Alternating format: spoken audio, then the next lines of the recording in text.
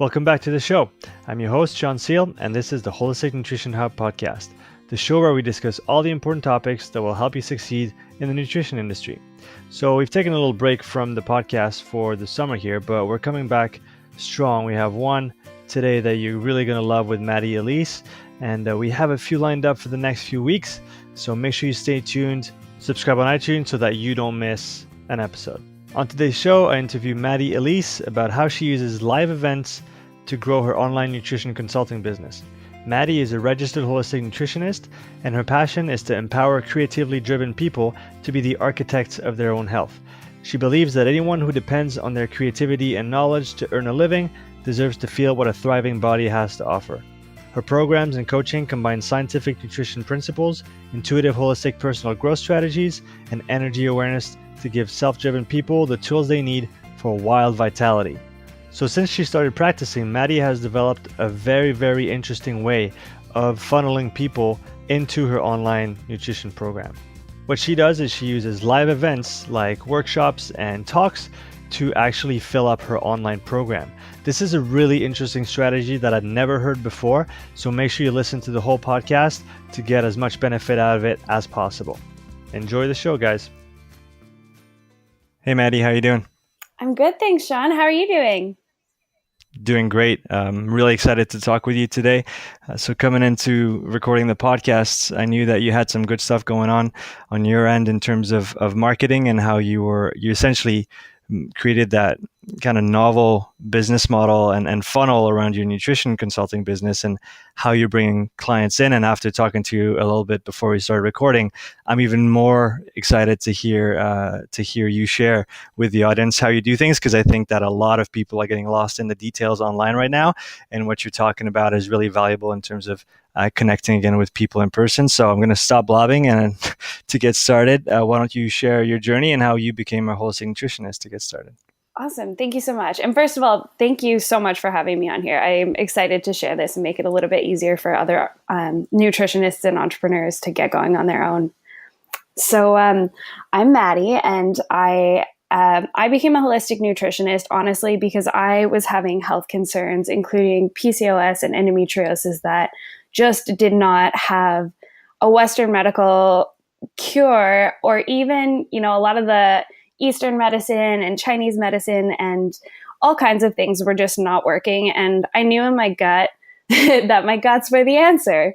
And someone had recommended me to the CSNN school, and it just was right. It was the right thing for me. And it was a really transformational course that we went through. And the schooling was really, it was a time in my life that really changed the way that I viewed the world. It changed the expression of my body. It changed the way I started experiencing the life around me.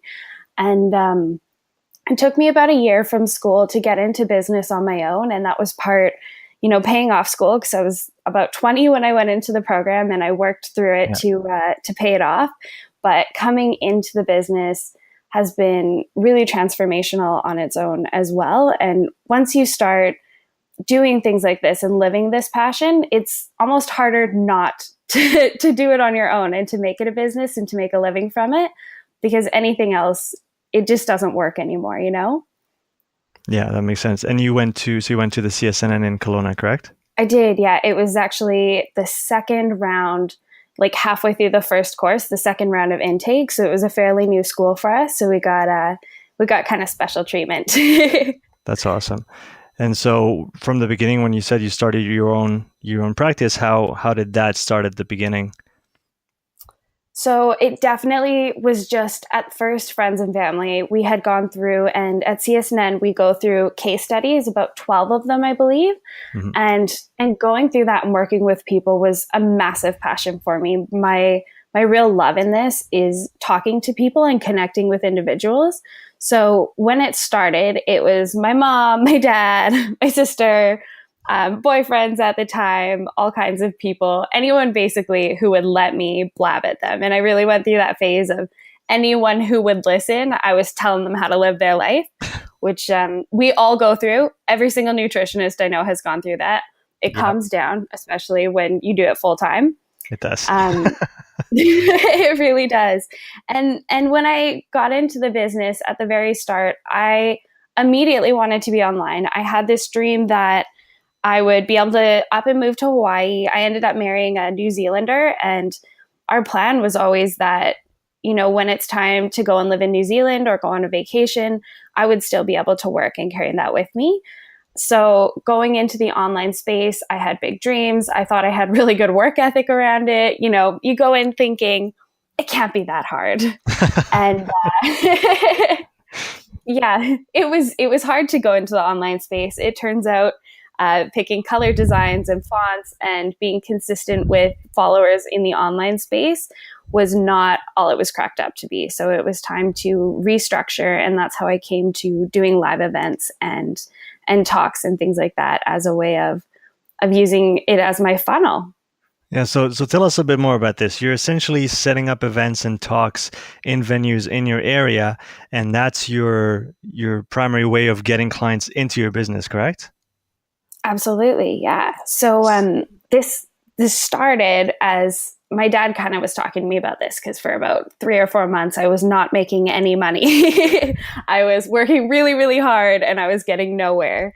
And my dad said, look, anyone who talks to you can see that you're a nutritionist and that you know what you're talking about and you're able to show that. But it's a lot harder to communicate that to people online. And he said, make up some brochures. It doesn't have to be fancy. Put your picture on it, put a couple of words, and go door to door. And I definitely waited for a couple of weeks before I did that, because although it takes balls, it actually is easier. So once I started, I took brochures to a couple of places, some naturopathic offices, some chiropractors, some health food stores, and then, places like the collab and the gym, and really opening up and just getting out there so the community knew that I existed.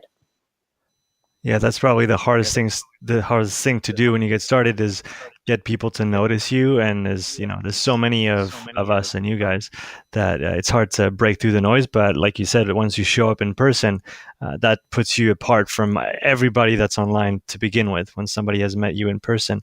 If you don't mind me asking, what's your dad's background? How did he have that insight? My dad is a sales director for Cisco Systems. I believe he's the vice president of Canada. So he really knows his marketing stuff. And he actually sells online infrastructure. Yeah. So I think from someone who's really on the inside of the online world, he figured out that it needs to be done in person. That's hilarious. My mom, who's in Switzerland, used to work for Cisco back a few years back. I remember that.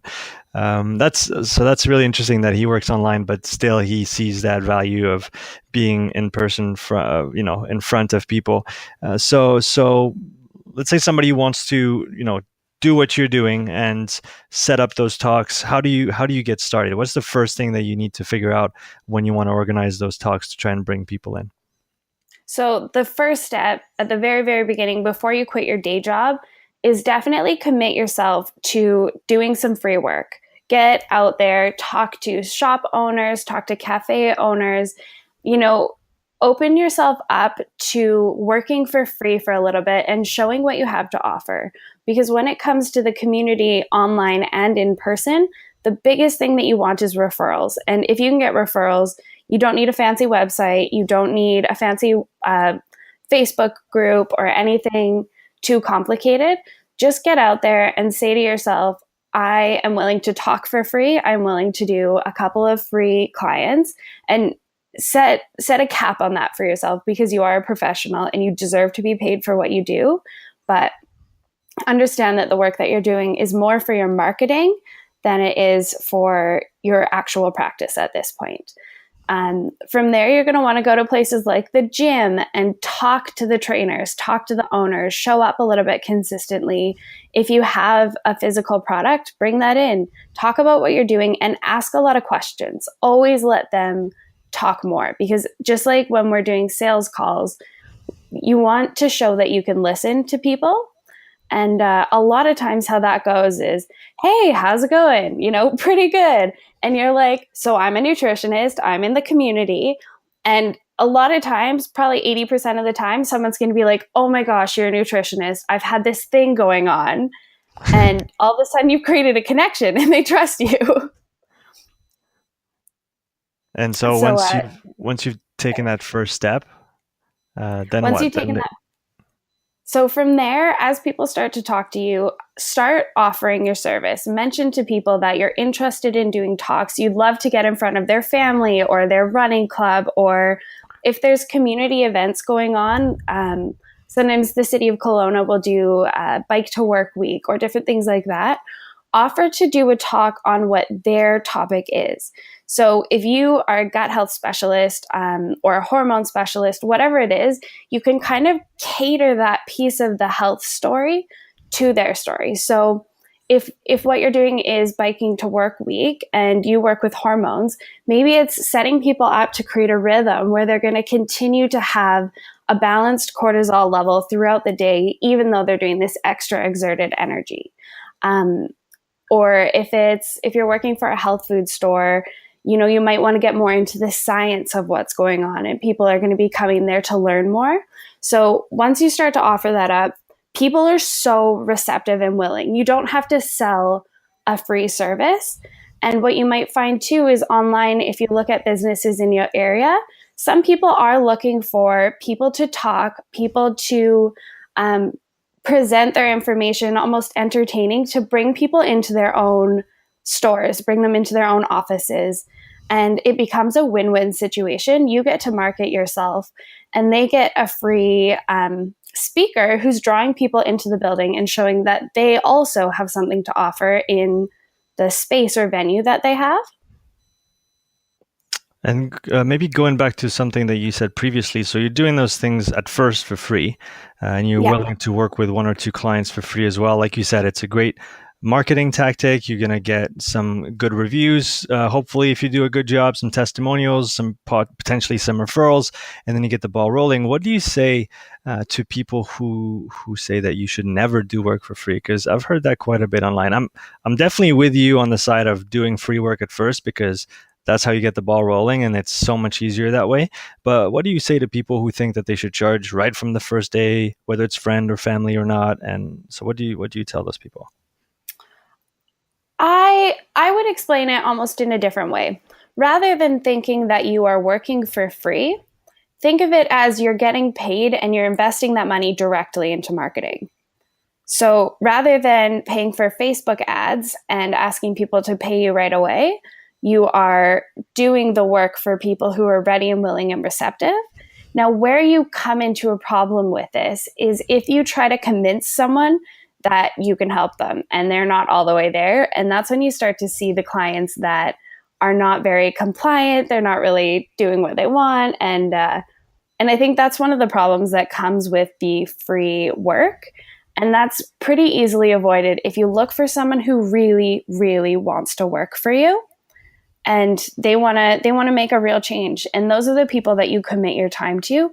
And you let them know that, hey, I'm doing this for referrals. I'm doing this for reviews. This is the beginning of my business. And if you make that clear from the start, most people, especially if they're connecting with you over, a couple of weeks, most people are going to be really receptive and helpful at that point. Do you have a good way of writing your reviews? Sorry. Do you have a good way of making the difference between the people who are going to be committed and those who aren't? I think it really has to be a gut response. I really like to interview and almost screen clients that I work with before I work with them. I'm personally not interested in working with just anyone who kind of crosses the block and is like, hey, this is where I am. I look for someone who has a specific pain point that we can zone in on and solve that problem. Because if it's vague and you've got someone who just kind of wants to feel better, your result is going to be vague and you're going to get, I kind of feel better. But if you get someone who's like, I'm waking up and I have a headache every single morning, and you say, all right, I know how we can help you with this, and you create a plan and you solve that problem, the chances are they're going to end up with a full body transformation. It's almost inevitable in the work that we do. So you've solved that one pain point and they're going to see that. And then everything else looks like a bonus. And those are the people who you want to work with, especially for free, because they're going to write a review and say, I don't have headaches anymore. This is incredible. But also, And all those other things that can be vague become bonuses that you just gave this person. That's your kind of over and above. And so it sounds like you're doing those specific events in specific venues, sometimes for specific occasions, like a bike to work day or some other health related issue. So you're going to have somewhat of a narrower spectrum of people showing up at your events. But it seems like because you're doing many of those different events in many different places, you're still getting a wide variety of different people with different, let's say, ailments coming to you. So you're not necessarily stuck to one niche, correct? Yeah, at this point, you're definitely not. And I think that this also gives the opportunity to play with your niche. I took a course with Sherry Rothwell, who talked really amazingly about niche. And one thing that I needed to do to really find where I wanted to work, and it has changed a couple of times, is working with those people, because you can't really know until you've fully immersed yourself with the community that you're after.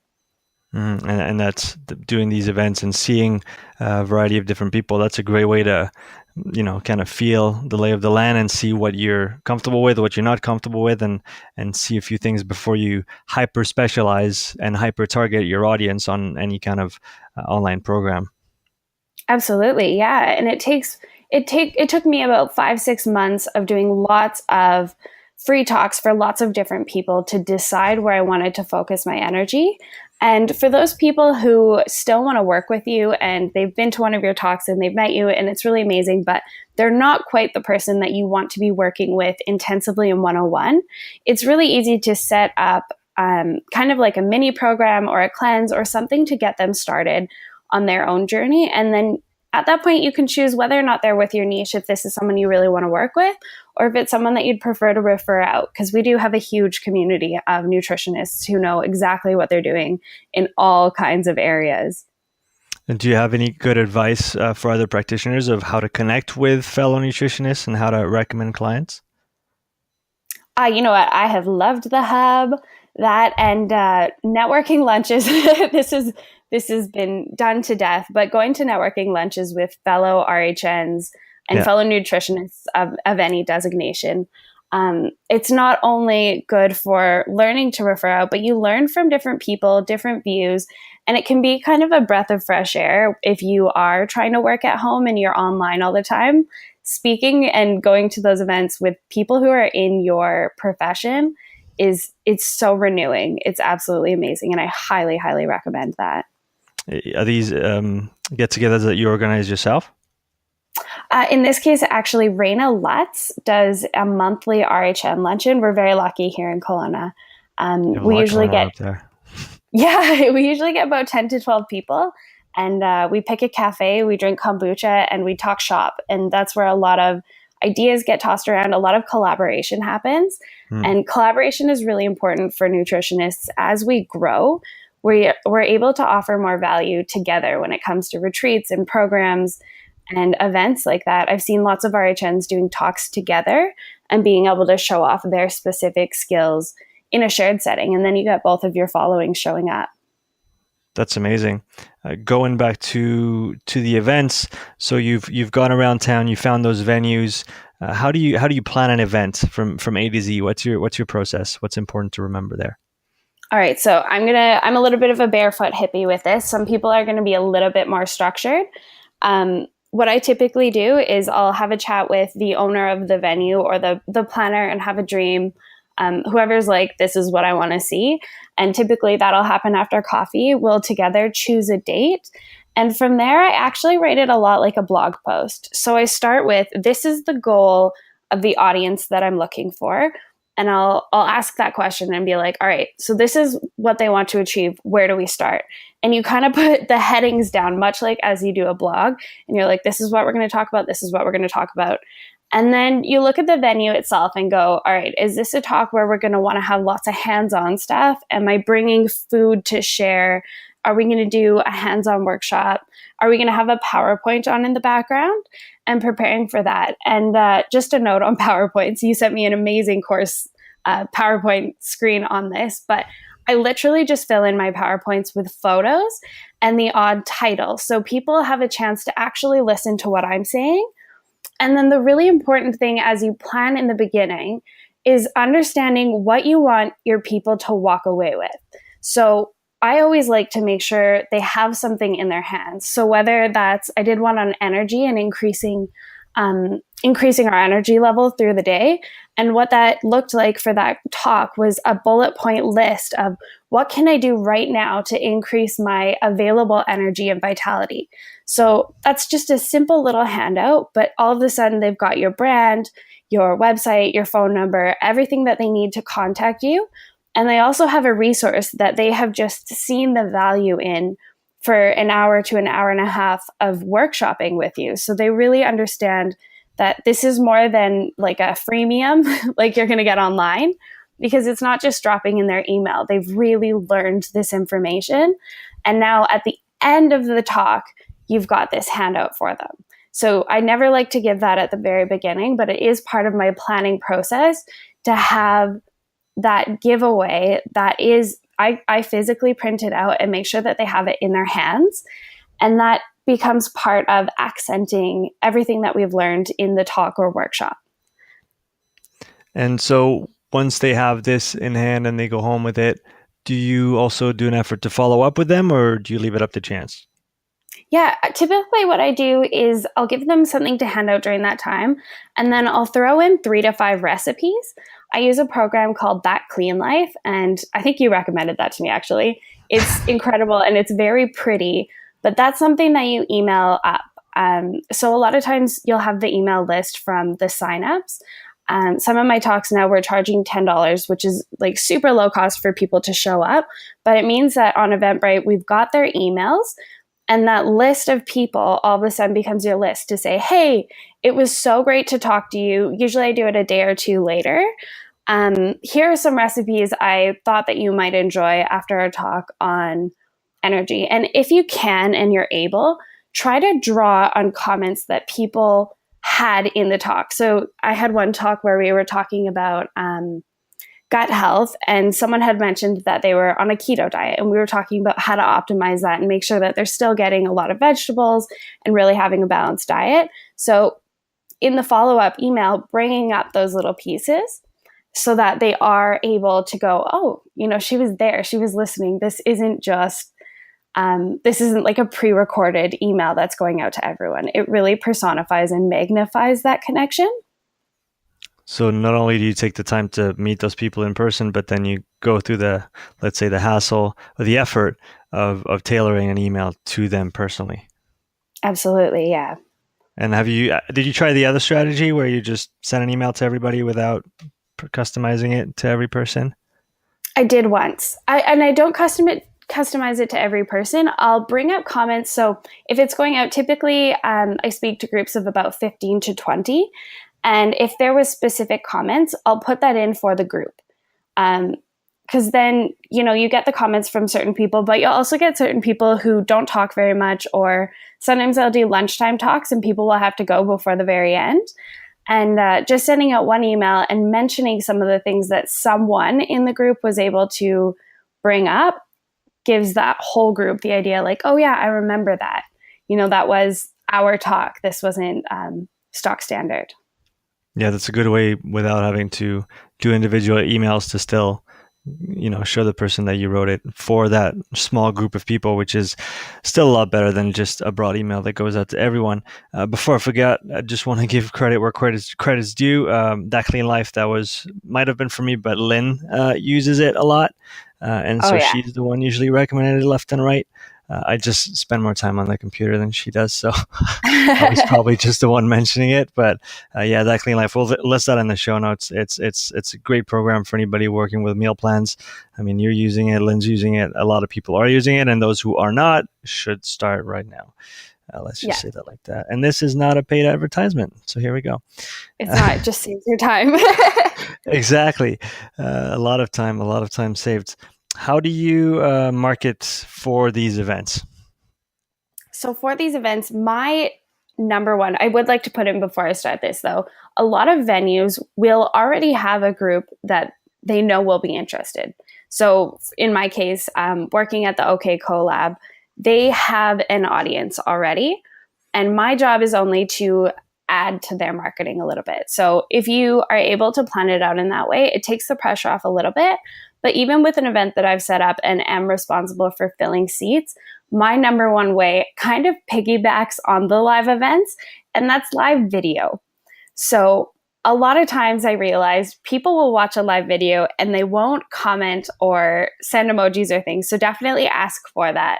But recently I've discovered a significant amount of people will come to an event that they see on, if you share a video on boards like Slack, community event boards, community event Facebook groups, any kind of place like that, sharing a live video that has in the bottom the event details will give you the opportunity to show them your face and show them like, hey, I'm a real person. And if you can do something kind of wacky in that video, it will give people that feeling of trust that, hey, this person is worth, getting up in my lunch hour and driving to this place and parking and coming in and really spending my hard-earned time. And you don't always get that from text because there's lots of copywriters and people who can make events look really beautiful. But because they're all on there, you don't always get the sense of the person until you see them face to face. So that you're essentially going as personal as you can, but online. Yeah, absolutely. As personal as you can, but online. And I even had someone, often you'll find 1 or 2 degrees of separation. Someone will come because A, they heard about it from a friend, B, they saw a video, C, it was right in the neighborhood, different things like that. The last talk that I did, a woman showed up and she told me that she had seen the live video on a Kelowna page and she lived all the way in West Kelowna and she didn't know anyone who was there. So it works to show people your face and show them that you know what you're talking about and you are really there in person for them. So that's really amazing because I really see the online world right now as almost a microcosm where people just want to do everything online and don't think about going into the real world and actually meeting people. But you're really kind of blending the two together, leveraging technology to enhance the attendance of your live events, and then using your live events to drive people back into your online business. Yeah, absolutely. And I think that it's a good way to do it. I think more people should, because for someone like me who has, we've got 24 hours in the day and I don't have a background in technology and a lot of us health practitioners don't. It allows us to still have the scalability of the online world because once I've made that connection is pretty solid and you've driven them online. So if I do move to Hawaii or New Zealand tomorrow, I have that skill set now to show up. I know, and you guys know now, how to organize and market an event. And you can scale that. And the more you move around and the more, if you go on a trip and you're like, hey, I'm going to Quesnel, I'm going to make sure that I talk to people there and set up a talk. You grow your online community to global scales without having to know so much about being online. That's really great. Going back to a detail for during the talks or the events, do you sometimes have food available or maybe tea or something like this? And if so, how do you go about finding sponsors for that? Absolutely. So this is a fun one. I've started incorporating this in the last couple of months, and it's a great way if you have friends who are herbalists or tea makers. I've got a girlfriend who does meal plans and meal delivery services, which I think Lynn does as well. Correct. Talking to those people and saying, hey, do you have some marketing stuff? Would you be open to making 10 or 15 of your vegan bars or 10 or 15, chopped vegetables with your amazing homemade hummus? And it still comes from that personal connection with these businesses that but sometimes it's you pop into a tea shop and you're like, oh my gosh, I love this stuff. I have an audience. Would you be willing to share your product to attract this audience? And it is really important to me to choose places that are integral to who you are. So choosing places that really are supporting the talks that you're doing. But a lot of times business owners are more than excited for that. It's really low it's low investment for them, because often if they are doing food or drinks or whatever it is, they have the product made and all they need to do is lend you some marketing material. And some of them will even show up and talk a little bit about their service. So finding those inline businesses that you're able to collaborate with, it's quite easy, but it does take that asking. So if you just pop over to somewhere and just say, hey, this is what I'm doing, I have an audience, I love your product, and you create that connection there. And if they don't say yes this time, you've made an impression. So a lot of times the next time that it comes up or at a different event, they're going to be more than receptive to sponsor that event and bring in their goodies. And it's a great thing to give to your audience as well, because then they know local companies that are going to help them in their health journey and places that they know they can trust because you've kind of screened them for them. Would you say that there's a type of personality that wouldn't fit that business model of going out and doing events in person? Was that something you'd recommend to everybody or not necessarily? I think that it would definitely have to be a passion for you to connect with people.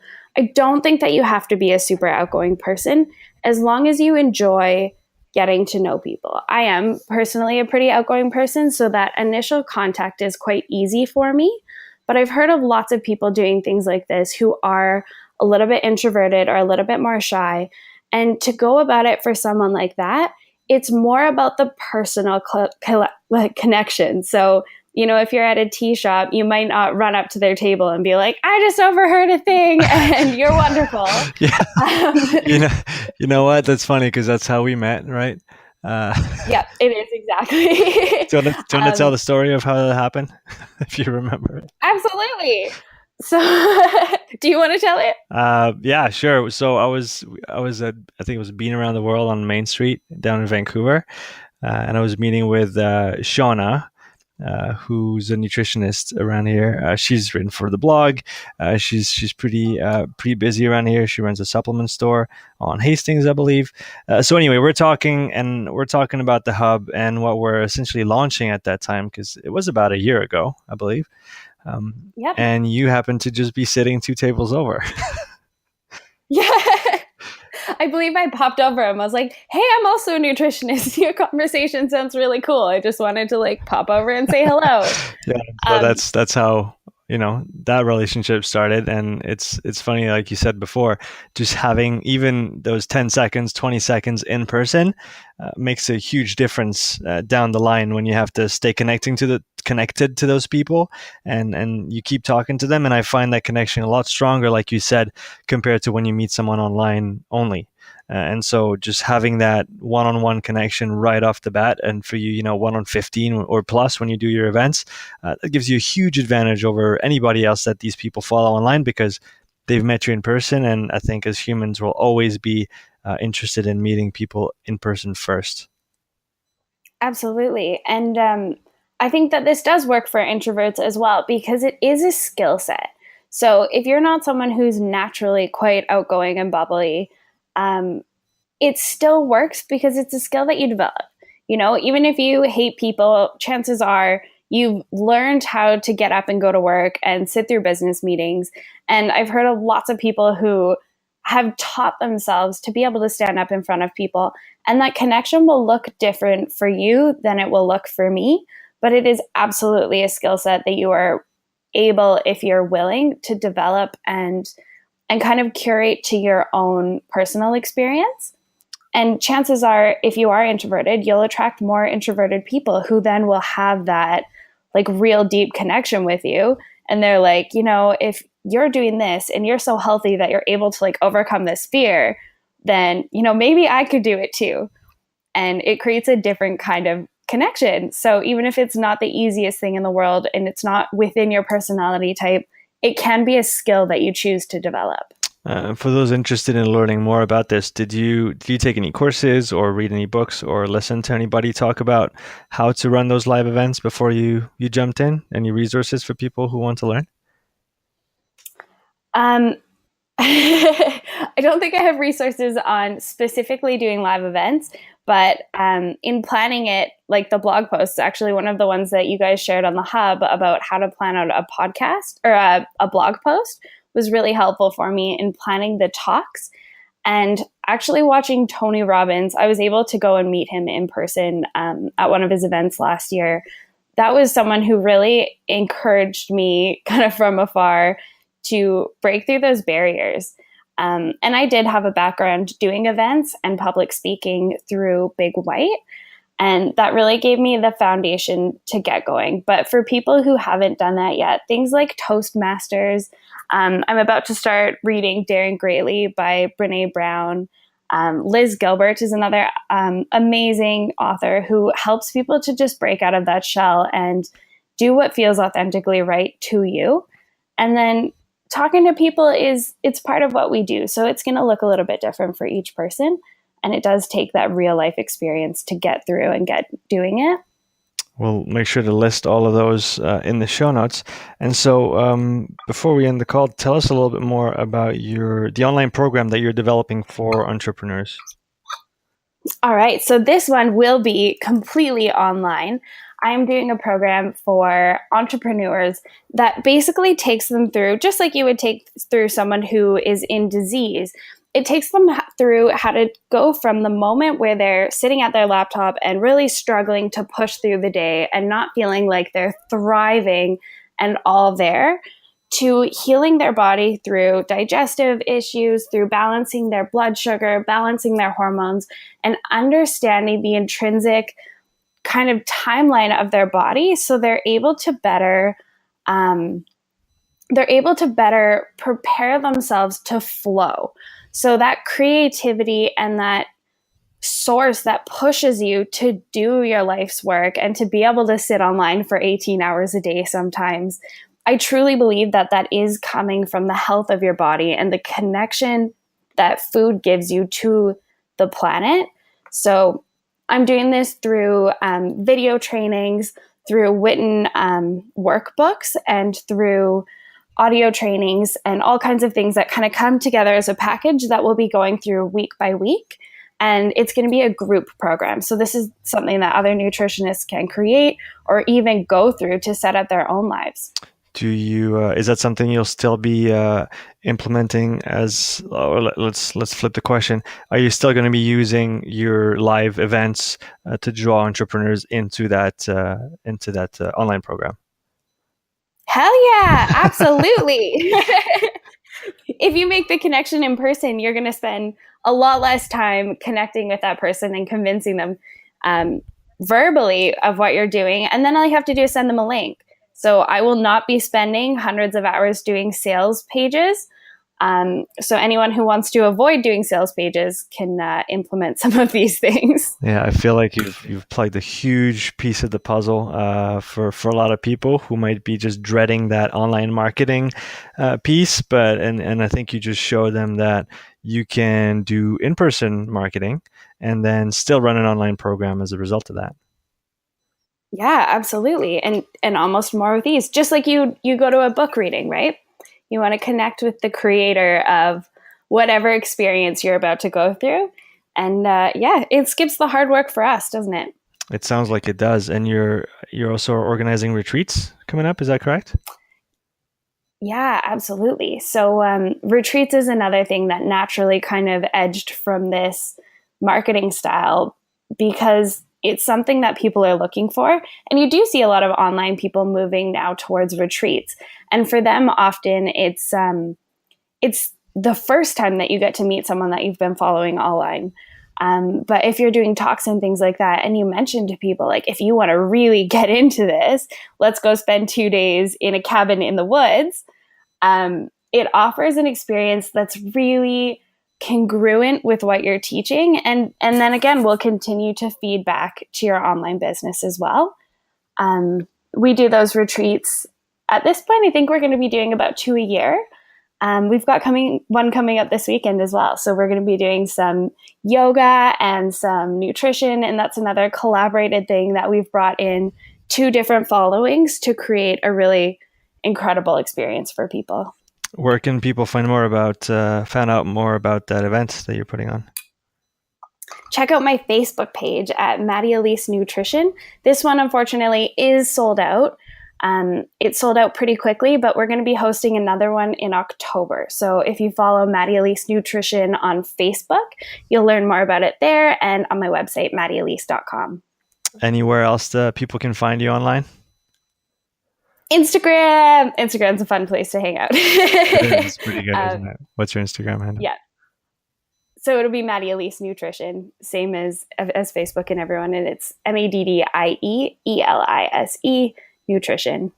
Cool. We'll have those in the show notes. Maddie, thank you so much for coming on today. It was a blast, and I learned a lot, and I hope that people listening will take you up on that challenge and go out and start marketing in person, because it sounds like it's really one of the good ways to go about it. Awesome. Thank you so much for having me. Talk to you soon, Maddie. Talk to you soon. Bye. Thanks for tuning in. If you enjoyed the show, please support us by subscribing and leaving us an awesome review on iTunes. To access the show notes, go to holisticnutritionhub.ca/blog/P007. That's holisticnutritionhub.ca/blog/P007. That's it for today. Until next time, take care.